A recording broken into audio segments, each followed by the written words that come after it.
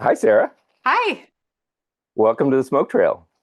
Oh, cool. Thanks for having me. It's so fun. I'm so excited to have you. Actually, I've been so excited since your retreat and the time we got to spend together in Sedona. And I just caught up on all the episodes on your Gaia show, so was watching those. But at the last minute, so we scheduled this at 7 p.m. In California. We scheduled this, but then at the last minute, I had to go to Milan, so I'm in Milan. Who are you? At the last minute, you had to go to Milan. Yeah. So yeah. I So wish that I could ever use that sentence. well, you're here with me in spirit at least. But so it's 3 in the morning here. But the good news is I flew in today, so I'm really still on West Coast time. I don't know what you do for a living, but this is just so cool. You must have like a really rad path. Well, it's kind of funny because it'll tie to our conversation. I have been a serial entrepreneur and run companies and built lots of businesses, and then I had a very abrupt and deep awakening.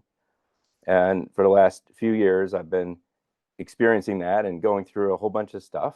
Since my last company, I've been helping other entrepreneurs sell their companies. So I do M&A, like selling companies, like people sell a product, I sell whole businesses to strategic buyers all around the world. So I help find like who would be that company that would value, Sarah, your company the most in the whole world, that would be the right fit strategically. So we don't usually sell to like financial buyers. We sell to like strategic buyers who would fit that business. I'm helping liberate many entrepreneurs from both the blessing of their success, but also because many of them are waking up and asking, what is there more? Is there more? What's next? And so someone just called me. I helped someone sell their company, and he told someone, yeah, he was like my, yeah, he was my M&A banker, but he was kind of like my mentor, soul guide, holding my hand through the whole process and helping me think about like what is important in life. And I think the challenge of our time is not to become conscious and go move up to a mountain in Sedona or a cave somewhere or an ashram somewhere and just meditate and be a high vibration being, although that's very laudable and valuable to humanity. I think the challenge of our time for most of us is to integrate consciousness with the real world, or not the real world, but the physical world, and be both and do both in this time. And I think it's really hard, but I think that's our challenge. And I am embodying that each and every day. That's awesome. That's also the excuse I use why I still live in Southern California. I found you because we find the teacher when we need them. And, things I was experiencing without any explanation and any understanding of what the words you would use to call it, that's what the alchemist is saying. That's what Sarah's saying. So I started watching your videos and going deep on it. I'm like, wait a minute, that's this.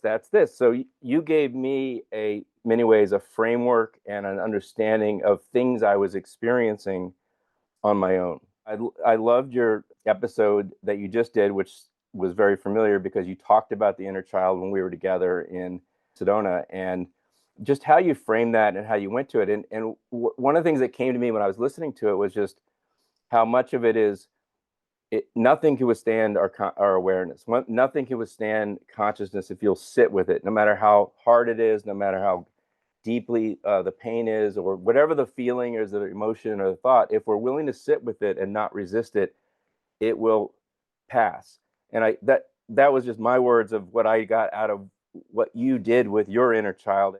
I really see that a lot of situations or things I struggled with in the past, maybe they're not super mainstream, but that they're not as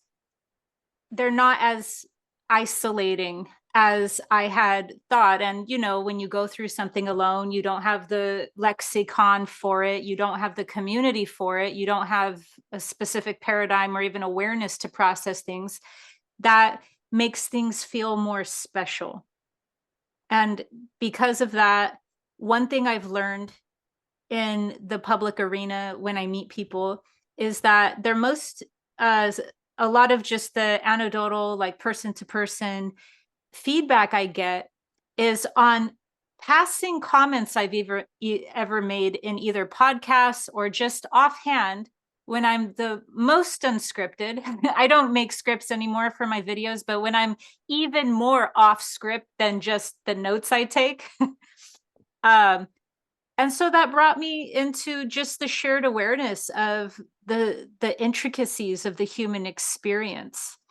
And so because of that, one feedback I've gotten a lot was that when I'd say offhand in a, you know, a podcast environment, things about how I struggled not with necessarily classical depression, but with a specific tinge of nihilistic depression and those things, that's really reached people. And so what my work has really evolved into was, first, it felt like when I wanted to speak on topics, I wanted to speak on a lot of the matrix, on whatever way a person can be dissected and cut off from their wholeness. And I still feel very called to talk about those topics. But now I have felt like even things that I should cover, I feel like, no, why cover that? And then some people go like, yeah, you have to cover that. That's a huge topic. And so I'm like, okay, I'll cover it. Because now what I'm drawn to is the obscure growth spurts within a spiritual awakening, those really hard in between spaces to navigate.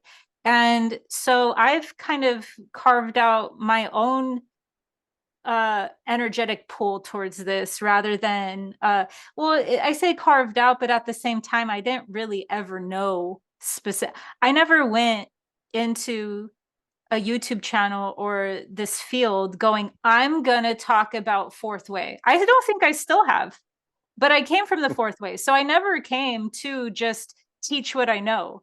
But I went even more off script than I had even intended. And now I'm just kind of in those weird spaces where I go, have you ever? Yeah. So That I makes sense. enjoy that. And I do attract a very large audience, meaning that some of them are from Silicon Valley, some of them are from places where when they book a session with me, they're almost acting like they're in some sort of spiritual closet. They're like, I've never told anyone this. I'm just like, Yeah.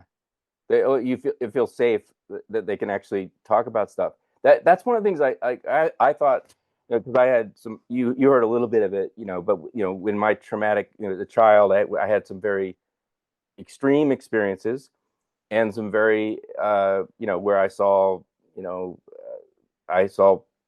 relatives with powers over others and freezing grown men and making people's memory go away. Like lots of really stuff that like if I told someone, they'd think I was crazy, I would think. But someone said to me the other day, and like, you're underestimating how many people have had experiences like that, but won't talk about it for just that reason. yeah, some It of may my be more clients would common than we agree. think. Right? Yeah. Yeah, like I know a few people that have had that were born into families where they have a lot of shame because they're not necessarily as disconnected from empathy as their, you know, upbringing and guardians were. And they even had very high status families and saw things and what have you and stuff like that. And yeah, my being in my work has massively opened up my mind and my heart more than I was even aware of going into it. And yeah, whatever experience a person has had, there is a shared experience out there. And it's almost like waiting for that voice to it so that then it can connect. Yeah. Well, you said something in our retreat that one of the things that got you really excited and motivated, like I want to do that, which was soul retrieval. And I experienced it. I had soul fragmentation, soul loss, and I had a shaman who helped me retrieve.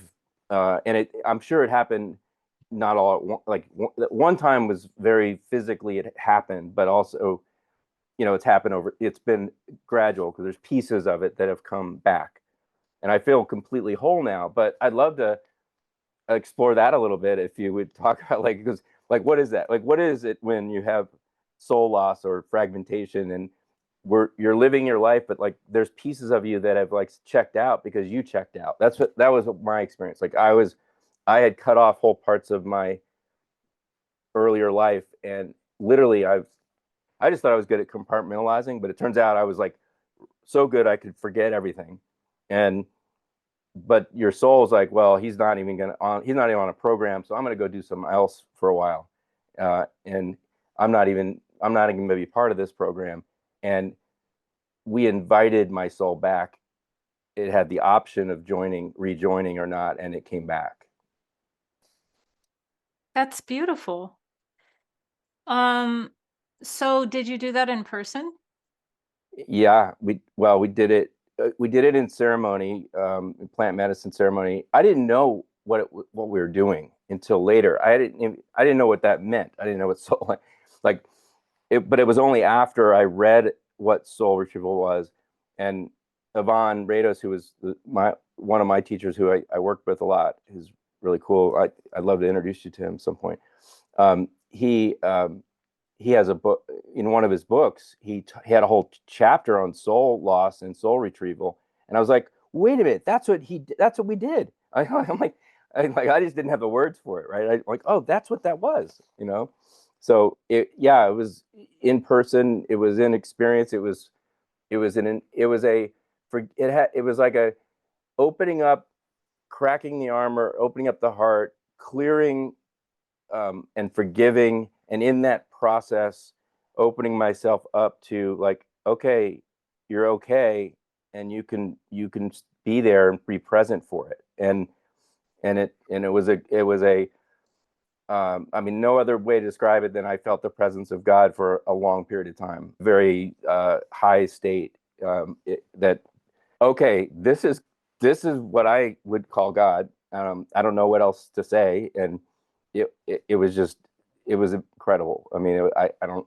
There's not really words that can give it what it was, but that's what it was. It was the soul coming back to me. Yeah, and that's why I still like working, even though I'm an energy healer with the people who I trust to do energy work on me, because there's something very beautiful about having that work. Yeah, as long as the person's not being predatorial in any way.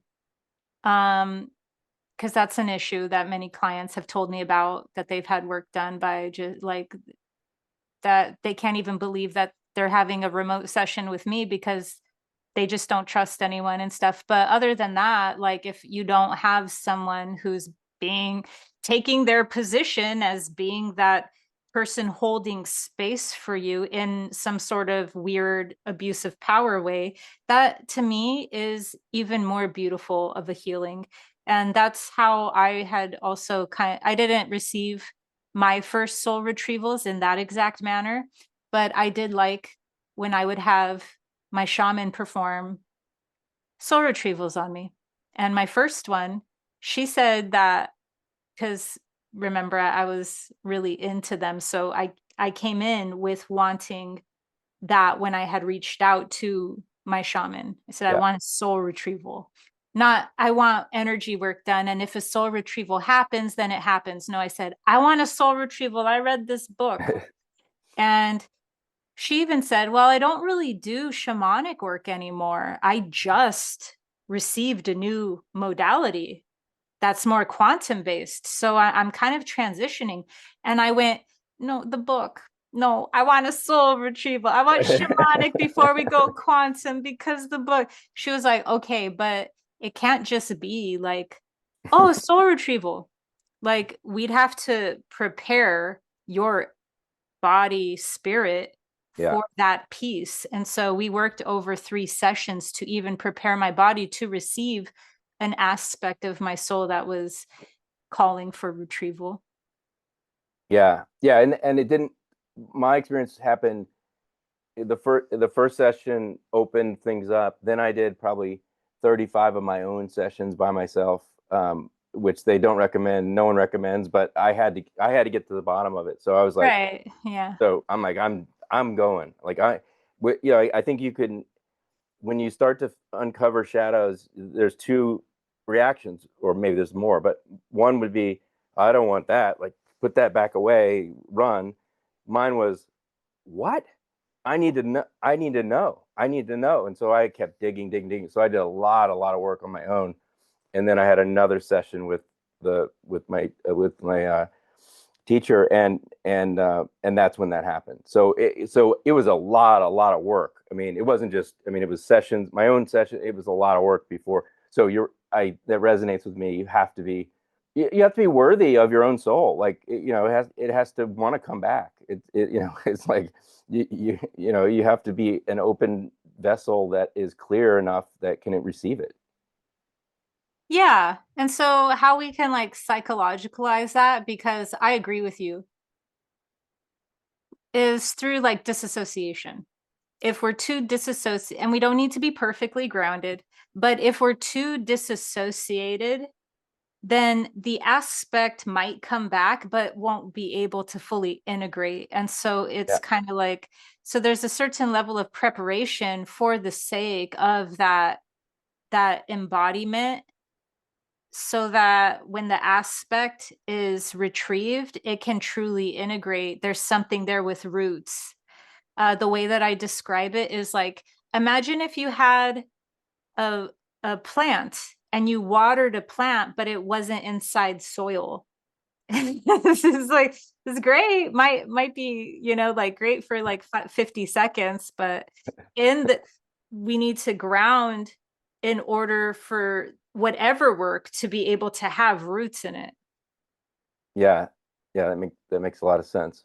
And I think you can have soul loss lots of reasons, right? I mean, traumatic experiences, a form PTSD of some sort. I mean, I had a very bad case, um, and I think you just shut yourself off, and I disassociated. I'll say it firsthand because it was what I did.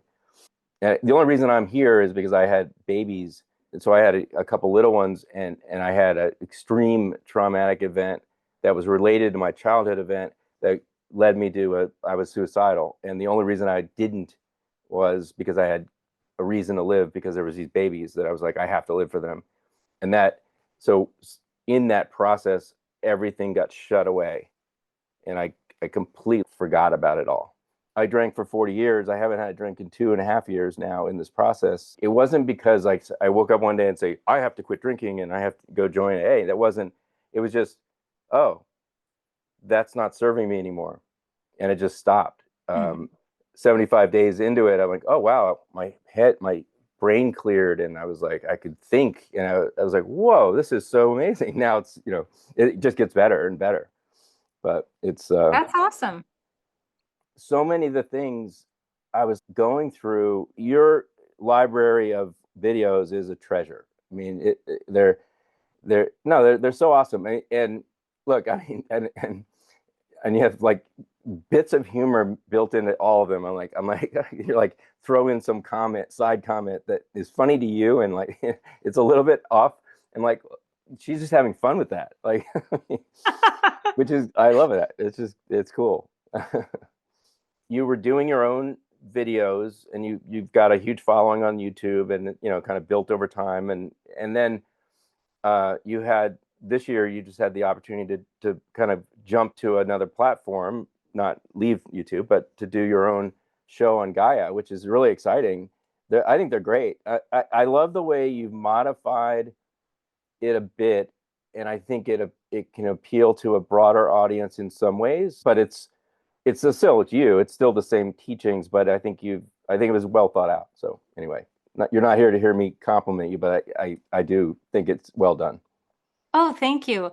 I was so pleased, like speechless when I saw the blending of the worlds, because one thing that I'm concerned with, I don't know if I've really said this other than like with a live stream, was that I am really immersed inside the whole production of my videos to the point where I'm now trying to kind of like be a little less hands off. But basically, um I it was hard. It was hard for me to kind of, I'm not in control of Mm, the actual, production of it. And so I happen to be connected and paired with such an amazing producer.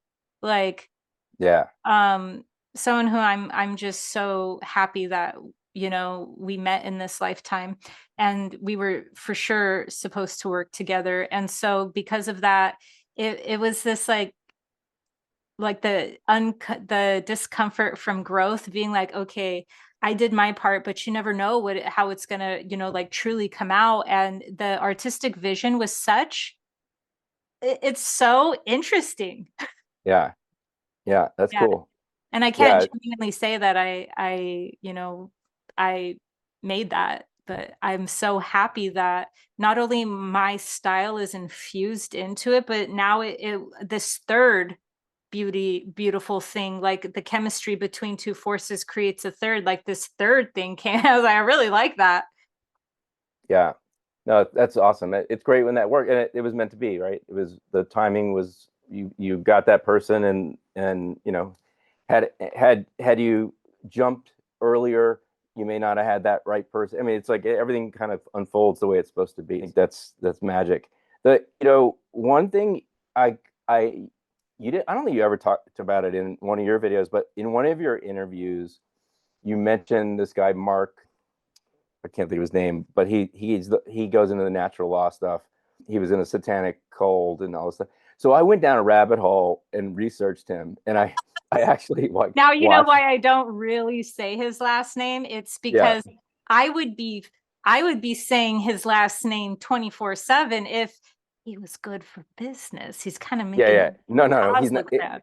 No, no. It definitely. But so I just like I don't want to get off on a tangent, but I think his teachings are like his knowledge is really good, and his what he's learned is good, and he comes at it with such a negative energy, and such a like a aggressive, like in your face, you idiots, like kind of stuff. And I guess there's a role for that, right? But I couldn't go too much further. I mean, I watched some, and I was like, wow, that's really good information. I got it, but he's putting out an energy that has to come back to him. It's the way it works. It's actually the laws he's talking about. He's actually doing. He's doing it with, I think, good intent, but he's doing it in a very aggressive way, which is, I don't know. I guess everyone has their own path. Well, it's funny that you bring him up because I've had this silent dialogue in my mind, in my imagination with him, where we have coffee in my mind. And when I saw the first two episodes of my Gaia series, I went, Mark, you'd be really proud. You Yeah, knew you weren't going to bring that message, but you were just hoping that someone could. And I think you'd be proud. I think I made you proud, Mark. yeah. No, I think when your treatment of natural law was done in the positive, welcoming stance, that I think will create less resistance. So, And he said, like a long time ago, and I'm not really sure because I haven't learned from his work in a long time, although I'm very eternally grateful for his work. mhm, Um, I, so I don't know how much he has said this, but I do remember a few times him kind of badgering his audience mhm, by saying, like, this isn't mine. This isn't something that I should only be speaking about. right, You, this is just as much yours. This isn't my thing. You, why aren't you doing this? Why are you watching my stuff and waiting for perfection? Like he would yeah, really lean in. And yeah, so because of that, I I find it to be something that he kind of always knew that he's not even going for, or why would he there was a subtle clarity in the fact that he was never intending himself to be those people that PR it. Some of the lessons I've given have been it's repackaged things I've learned from Hawkins or from you or from it's because this is universal law. It's natural law. It's a real thing. It's and it's a shame that it's been some ways hidden from mainstream, and certainly I can't I've spent a lot of time with meditation, with contemplation, with mindfulness, done a lot of that. And when I got to Gurdjieff, and really the his student, the woman who wrote the book that you recommended, Jan Salzman. yeah, that's the first. I read several of the books around him, and they were all really hard to absorb for me. Maybe it was the timing and everything else, but her book was so well written, and it all made sense to me. But by getting a handle on the gross energies, are the gross energies of emotion and thought, and getting to where those are not driving everything, and we're now able to perceive the subtle energies, that all, like, it clicked. It was like, okay, now I know what you're talking about. And you just said it in your video today, talking about the subtle energies. You can't perceive them unless you have mastered your own gross energies that are always swirling around in this realm. Yeah, and what I love about those teachings in particular is that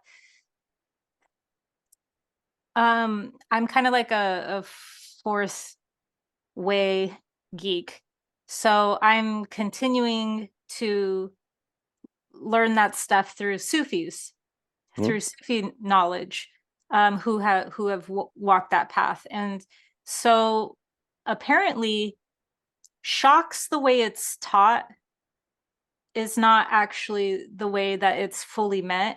And so inside her work, now I revisit it and I go, oh, wow, she was really understanding these shocks without Hmm. saying that. That was almost like a poor translation. So for those who don't know, when I'm talking about shocks, because I just realized how vague all of this could sound, Yeah, shocks right. are a part of the alchemical process, the nine-sided circle or the Enneagram, which is Gurdjieff's, well, who knows? Gurdjieff flushed out the ideas fully, but he compiled them from his own teachers and orders that he was learning from.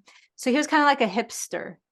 The best way to describe Gurdjieff was he was a hipster who would travel in between the esoteric crowds and learn knowledge. And so a lot of times people think he was from like this like specific Christian esoteric order, but he was actually learning through many different, pulling from many different, and then fleshing them out through his own system. And so he was a synthesizer as well. And so who knows where the Enneagram truly came from, but from his system, the Enneagram, the nine-sided circle, is a process that contains two shock points. And those shock points and I've even been guilty of this in the past, those shock points, when they got transferred to the West, we took them as more like dark nights of the soul. We took like the universe shocks you awake. All right. And I still think shocks have their place inside the esoteric world. So it's kind of like that one song from Dido, my tea's gone cold, I'm wondering why. I didn't know she was saying that. I was singing for 10 years, my tears grown cold, I'm wondering why. When I found out the real lyrics, I went, so she didn't say that. Does that mean I could take it? Yeah. It's Well, the same with the shocks. The shocks are great, but the way that they are meant inside his Enneagram, his alchemical process of a person's transformation, they're when an outside energy needs to enter the alchemical process because the work needs to move to the next stage. And there's a point in the process where if there's not an external energetic momentum into the next phase, the work will be incomplete. And so there's two shock points in the work that mean that energy from the outside needs to enter. Yeah. Yeah, that makes a lot of sense. And it seemed to me like so he went and got enlightened. You know, he hung out with Sufis, he hung out with all kinds of cool people, and I like the hipster thing is a great description. And then but then I think he like was like, well, regular people can't do that, so I've got to create a system to make them get them there. And so he built his system like to try to bring it to a broader audience in some ways. There's a split when it comes to Gurdjieff in my mind. Not, I don't know what's going on with the fourth way circles. There's a split with him because I love his work and I respect him, but as a person, I don't really get the vibe. And this is not from anything I've read. This is just my personal intuition. I just feel, and it's funny because me and him are both the same archetype of the trickster, which is why I respect his work. I know what he's doing, but at the same time, there's an aspect of him that I just don't really understand. And so I don't know how, like, I know I can't genuinely say, and I've never heard someone else, so I can't even repeat if he had like love in his heart for humanity. He had a tough love. And I Yeah, don't know if for I'm sure. romanticizing that. I don't know if Yeah, I'm going because I have a tough love in me that goes, look, I love you so much. I don't care how I look. I'm going to say this for the larger good. So I might be projecting my own tough love onto him. I really don't know because even Ouspensky, his closest student, people drift away. That's just what happens, especially if you have a teacher. If you yeah, have that dynamic, it's not going to last forever. But on the terms and conditions of their departure, it kind of felt like more why my instincts or intuition just get a very curious blank spot with him. And that's because I don't know if he had like pure love for humanity, but I'm so grateful either way that he felt a compulsion and a deep soul compelling to bring it forward either way. yeah, yeah. I understand that. So your comment about the tea reminded me of I was reading Thomas Merton. So Thomas Merton was a Christian mystic of sorts, kind of in the 50s and 60s in Kentucky, who wrote a bunch of books. Right, he became really pretty well renowned, and of the tradition of the Eckharts and the Christian mystic. Yeah. And he was fascinated by Zen, and he realized how much in common Zen had with what he was experiencing. And he had a chance to meet this Zen master in at Columbia in New York, and where he had graduated. And he went, and they were having formal tea, a formal Japanese tea ceremony.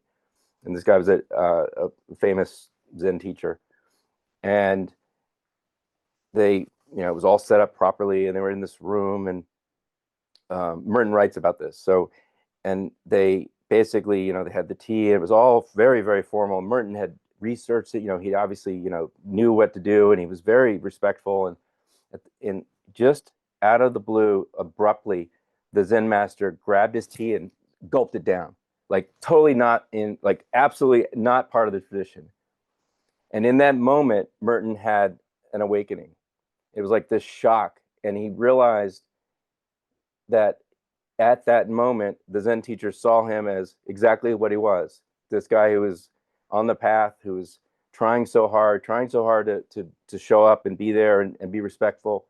And what he needed, the message that he got was, there's no one path. There's no rules to this. You're going to figure it out one way or another. And it was like an enlightening moment, just that abruptness. It was kind of cool. Anyway, it made me think of it. That's nice. Yeah. I love when I hear those stories about monks and Zen masters that just do something to screw with someone. they Yeah. just they just completely do something so that a person proverbially becomes, like falls on their face about something. So that's actually one of the ways that I have been portraying shock. And I don't think that that's wrong. That's just not what the Enneagram meant. And so I don't think I'm pretty clear on what gnosis emerges versus what gnosis is lovingly integrated. That didn't necessarily come from Sarah's higher mind, but maybe, like a soulmate, whoever. But I do feel like the concept of shock is still something, or maybe even Osho said it, like shocking a person by disrupting their normal patterning of the habituation of the ego.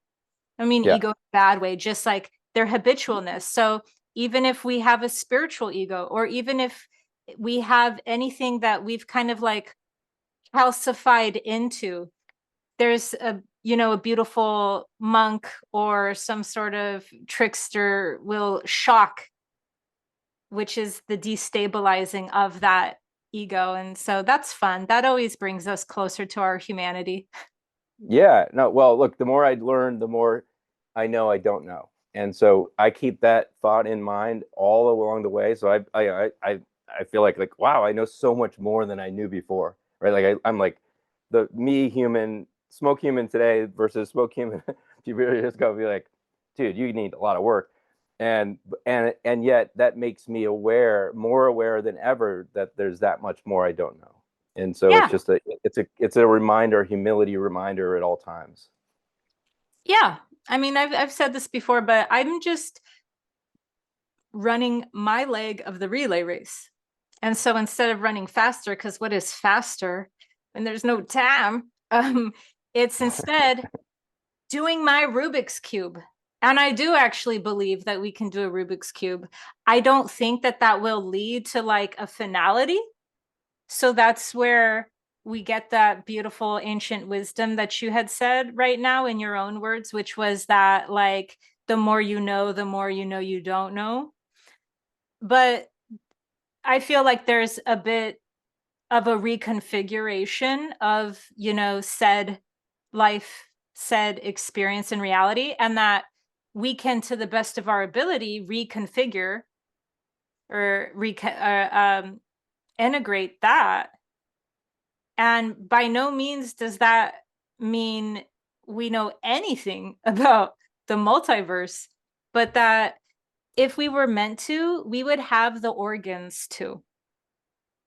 And Yeah, so I just the perfect way to navigate reality, in my personal opinion, is the fractal nature of reality. If our organs are only giving us a small bandwidth of spectral perceptional awareness, then who cares necessarily? It's not who cares because, I'm a metaphysical esoteric teacher, but what I'm saying is it's like to the best of our ability within that bandwidth. It's when we start thinking that we either can't know anything or that we have to know everything, because then we'll start putting real false structures over things if we think that we're even capable of knowing everything. We're in yeah, a limited spectral awareness for a reason. yeah.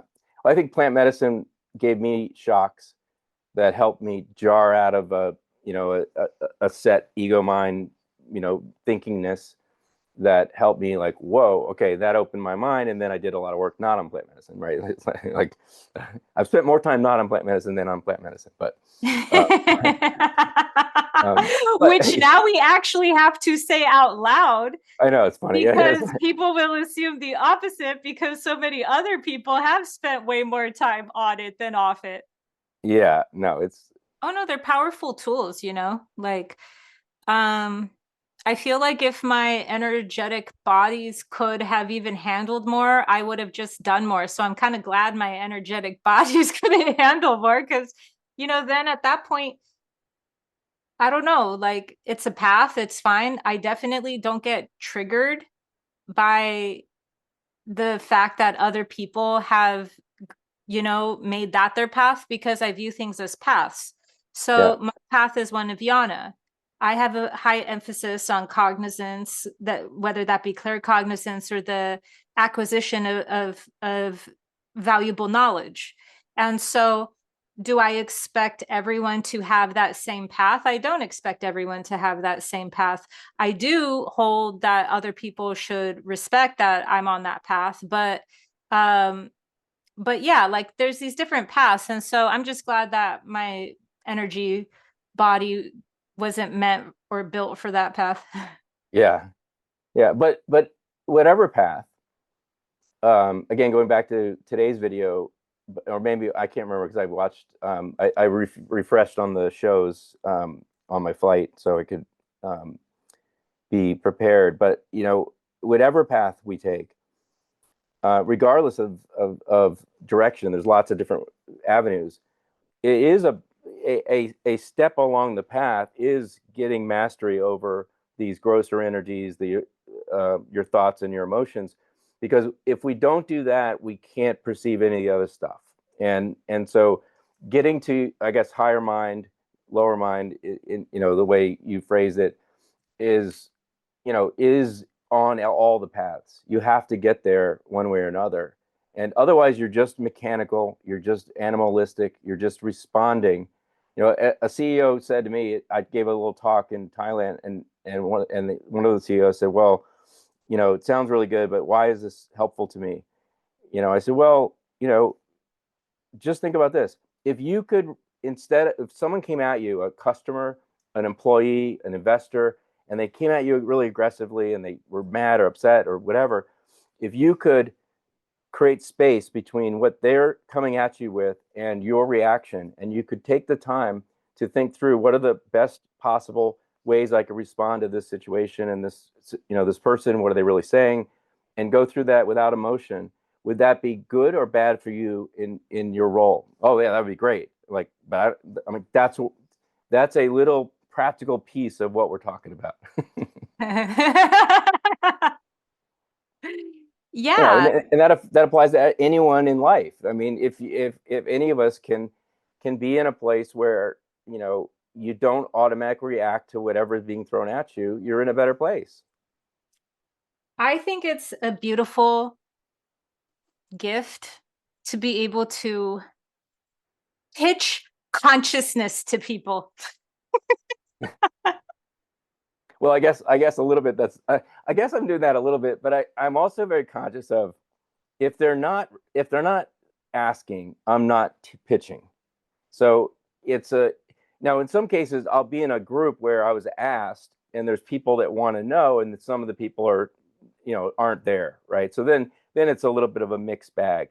But Mhm. I'm not doing this show or any of my talks to go and evangelize to the world. And because I know I have that strain in me, I have that ability, that strain to go like be enthusiastic about whatever I'm working on because I did it as an entrepreneur, and now this feels like that to me. But it is about those that are ready, that want to understand it, want to hear it, and that this can be helpful for. I'm there for. That's how I'm doing it, or that's how I'm approaching Well, it. I actually meant that seriously and not as a bad thing. I meant that almost as a poor testament to how um, perhaps the world can sometimes not understand the importance or the value of it. And then the creative endeavor is literally, and I'm not even saying this as a joke, it's literally people who can bridge that gap and pitch consciousness. Yeah. Well, I guess I'm part of that program then. It's kind of like I don't mean to cheapen this whole thing because I'm a part of it as well. So, but it's like those people back in the day that would go to your door and try to sell you a vacuum on the spot. And it's like, why would I possibly need your vacuum? And it's like, oh no, let me tell you why you need this vacuum. Only for source. Yeah. Well, it's funny. Along the way, and it was a while back, but I was fairly coming along this path, and the Jehovah Witnesses showed up at my house in Ventura. And in the past, I would have been like, no, no, not interested. Take a hike. And I was like, well, you know what? They are pitching God in a certain way. And hey, I'm on board. How are you guys doing? Like, tell me about your day. I engage with them, which I would never have done. And I just said, like, hey, I'm with you. I'm already with you. I thank you for all your hard work. And they were like, kind of blown away, like that they got that response. Yeah. Oh, when they came to my door last, I said that I'm Buddhist and I have to go get my hair done. But I Yeah. love your approach. That sounds so unifying. Yeah, well, look, in their way, in their lane, that's what they're doing. So, they are doing good work, and I think their intentions are good. And whether it's, their paradigm is their paradigm, but Are we talking not about mine. Jehovah's still? Yeah. Well, Oh, they're horribly whoever abusive. are they really? I didn't know that. Oh yeah, no, so there's like Jehovah's outside of this one beautiful boutique coffee shop that I frequent. And I saw them eating like, I don't know. It was something. It was like chips. It was something bad. It was something that triggered me. And I was like, life is the perfect teacher. You like who needs I love the fourth way, but like who needs the fourth way? Like if you want to see where you're at, just go walk into the world.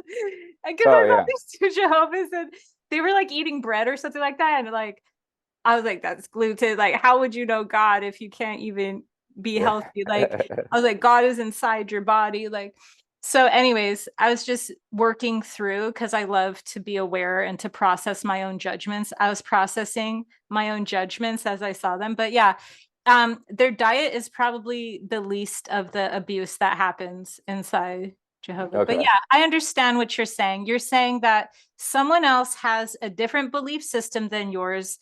They're possibly just as committed, just through a different way, and you're trying to extend your compassionate heart out to other people's beliefs. Yeah. That's a good way to say it. I was in New York for some meetings last month, and I ended up, we were right by Times Square, which is the opposite of where it's the opposite of Sedona, right? So it's like I have peace, I have nature, I'm hiking with Bodhi, my little puppy, and like I'm happy. And then here I am in Times Square. But I'm in a good place. It's like, all right, I'm just gonna treat this as a science experiment. I'm gonna walk around Times Square and look at everybody and just stay in my peaceful state and just observe. And I literally spent like 2 hours looking at the bizarreness of and the animalistic mechanical behavior of the people everywhere. It was just it was it's so clear when you're aware of it, right? And I was in my piece. I was like, all right, I'm not judging, I'm just observing. But it was an interesting juxtaposition to be in that place. Yeah. Yeah, especially with Sedona, because in Sedona, it just feels like you're in another dimension. It really does. It is a powerful spot. I really love being there. Yeah, that just reminds me about being in Times Square and then being there about like be of this world. Wait, be in this world, but not of it.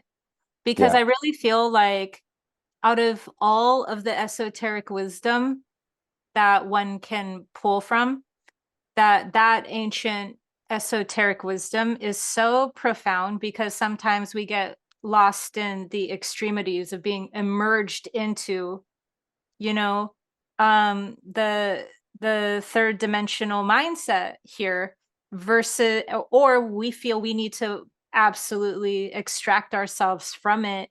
And there's this there's this I find it even more beautiful to be in this world but not of it, because you can almost, I won't say people aren't enjoying themselves, but you can enjoy things more when you're more aware of what, and the mind itself, if it's not at all in a form of expansion, is a prison unto itself. So it's not like a person's genuinely happy anyways.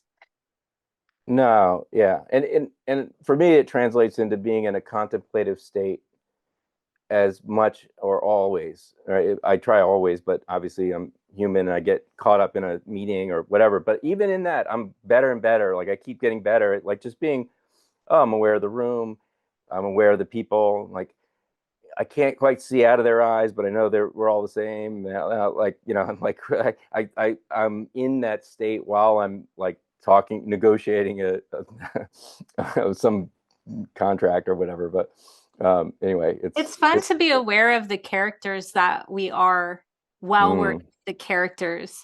It's like yes, even funner or funner. It's even more fun.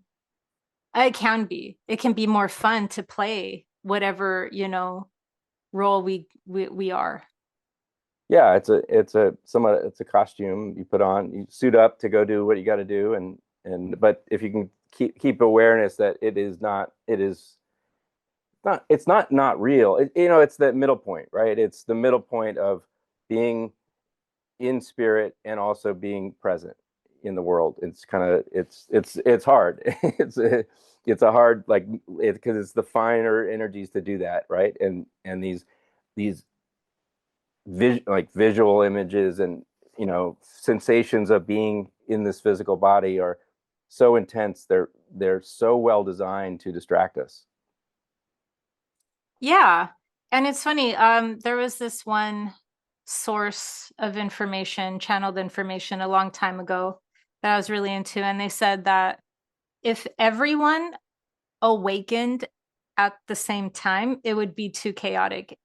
And that it's, more something that ripples and then just like Yeah. waves, like a first wave or a second wave or a third wave, like there's these waves of it. And I really see how it's fun for people to, I mean, fun after it's devastating and horrific. It's fun for someone to step into that wave to guide the other wave after them and stuff. And so what's happened a lot inside this whole awakening process, because like I keep talking about the spiritual community, but at the same time spirituality itself is like, it's not just a community. Like we're all like everything's spirit, regardless of whether it cares about the spiritual community or spiritual concepts or not. And Yeah. so the idea of people that have gone through some form of awakening that then can turn to their position and then help that wave awaken, and then that wave can help that wave awaken, and then so we're always kind of like in this like beautiful progression. Well, hopefully we're in this beautiful progression so that our role and our interests shift because someone else comes into that role and takes that role because now they have Mm. a lot of passion and energy for that specific place. And so that's just what I like, because before it was more like, I mean, like culty, just spirituality was culty. And now it's more like you have people popping off into their awakenings everywhere. And what we're moving out of is the mind frame that a person can't have a 9 to 5 role and position and be super spiritual. And so that's what I love about this time period. It's so Yeah. beautiful to see people who had businesses or own this or do that. And then they had a spiritual awakening and now they're over here being pillars or spheres of influence for their community. Yeah, no, it's actually it's turned fun for me. It wasn't that fun for a while, but now it's turned more enjoyable because it's like I'm not digging on trauma. I'm more like, all right, just trying to understand things and be a witness and be present and see what the universe brings me. I mean, it's a it's a fun game. It's a fun life, I think. Yeah, absolutely. Well, Sarah, I could talk to you nonstop because you have so much knowledge, and I love your spirit and what you do for humanity. I honestly think you're doing great work, and it's helped me, and I know it's helped a lot of other people. So, thank you for joining me. Thank you for being a part of this, and for being a friend. I'll call you a friend of mine now for sure. If Thank you you're for all right with having that. me. I so enjoy speaking with you. Yeah, absolutely. Well, let's hopefully we could do this again at some point, and let's keep the conversation going. And let me know if there's anything I can do for you. Thank you. You can stop Jehovah Witnesses from eating bread. Well, I don't know if I can do that, but Just um, kidding. I can. There's other things I can do, but I don't know that. All right. Well, awesome, awesome, awesome. Thank you, thank you, thank you, and blessings to you. Likewise, infinite love and gratitude. Yes, I've adapted it. By the way, I've been using it nonstop since we talked about that. Oh, Oh, awesome. infinite love and gratitude and And optimal optimal abundance. abundance. Yeah. It's perfect. Thank you.